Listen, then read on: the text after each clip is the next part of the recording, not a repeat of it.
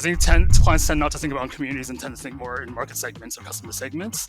But even so, like if you're going to do stuff like what we're doing, which is trying to create emotionally resonant sensory experiences and attach those feelings to your brand or your product, then you really need to do that work to really understand like what are the risks of doing that, right? Because there will be risks because you can't appease everyone, but you still need, if you want to have a powerful experience, you still need to have a POV, a point of view, right?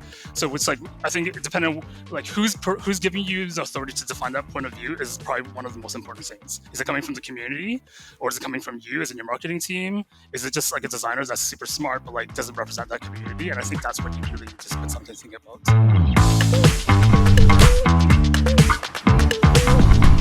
In my experience, innovation is often enabled when there's some new capabilities that you have on hand to tackle, old problems, or sometimes it's a new way of thinking about tackling old problems.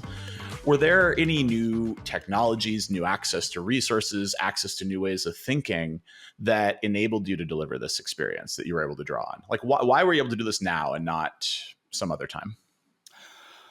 That's a good question. In terms of like new technologies, I would say not really. Like the technologies that we used were existing already. So in terms of like, we didn't include scent in this one, but we did have scent capabilities within the lab. But just in terms of like all the hardware and stuff, it was hardware that existed. So what it came down to was like thinking about content in new ways, right? And thinking about content in a sensory way. And what does that look like, right? Because I think, especially today when the primary interaction point is screen based, a lot of content that we think about is visual, right? So for us, the innovation was really thinking about like how does content shift or meaning shift potentially when you add a new sensory stimuli on top of it. So for that experience, like I said, not really a lot of fully new innovations, but really thinking about how we mix sensory stimuli together as the kind of key thing that we're playing with. Awesome. Well, okay. And so sort of a follow-up question then, this is an experience like you and I were talking a little earlier about how diverse background and diverse teams with a bunch of experiences can come together and generate great ideas and generate great innovations.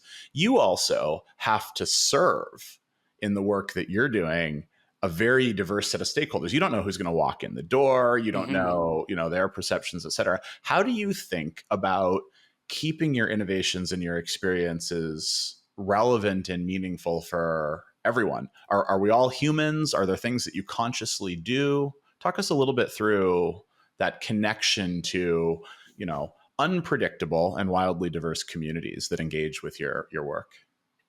Yeah, that's a good question. I think for me, because I have that training, not necessarily the artist training. The artist training, as I mentioned earlier, definitely helps to build a certain sensibility and sensitivity to things in general.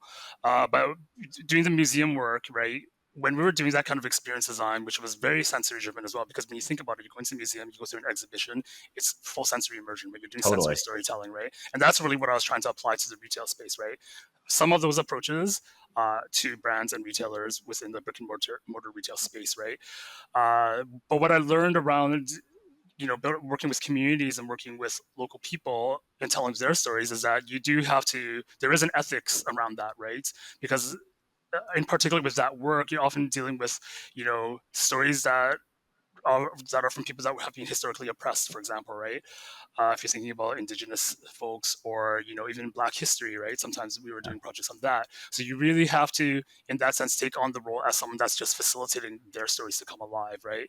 And really working with those communities. So I think, if you break down your design process, at the front end of your process, even, we're not necessarily problem framing in the museum world because we're creating an exhibition. We know that we're creating an exhibition, so we're not trying to define unmet needs or whatnot, right?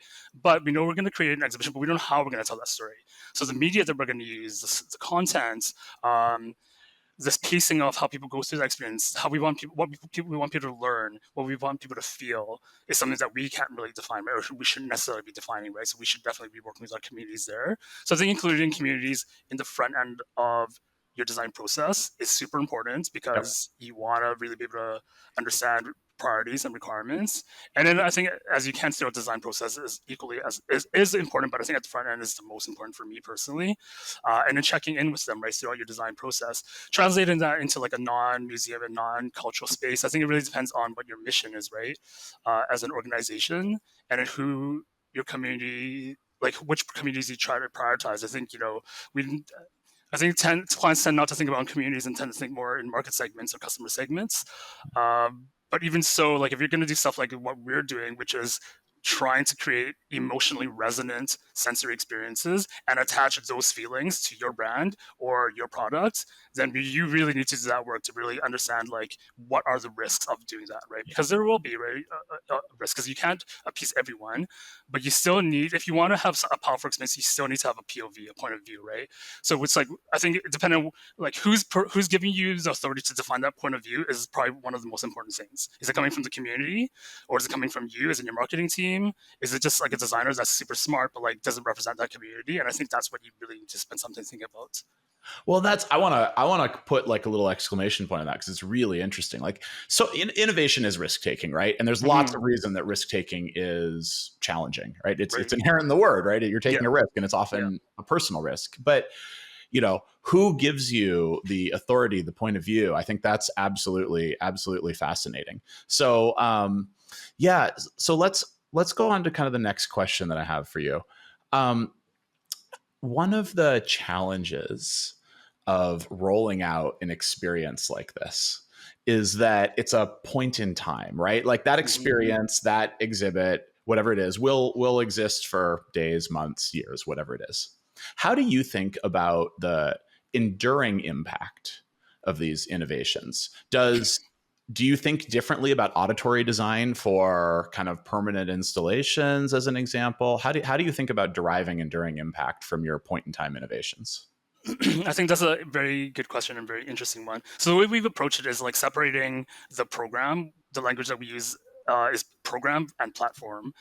So the program would be unique for any retailer we work with, any museum we work with, any clients, right? So the program is like the type of experience that you want to have, the story you're trying to tell. So the quote unquote soft stuff, right? The type of interactions you want to have. And that can change over time. So you can have like you can actually think of it even as campaigns, right? So your program can be segmented by quarters, and every quarter your program shifts to have a new experience type, right? So that is fluid. So when we do our engagements, we also think about the platform, and that's what a lot of the work at the lab is meant to be doing. Is thinking about these are the different sensory modalities we can work with that we understand, right? These are the different types of technologies that can help deliver them. This is through our testing and iterations, this is how mixing these things work the best given these conditions.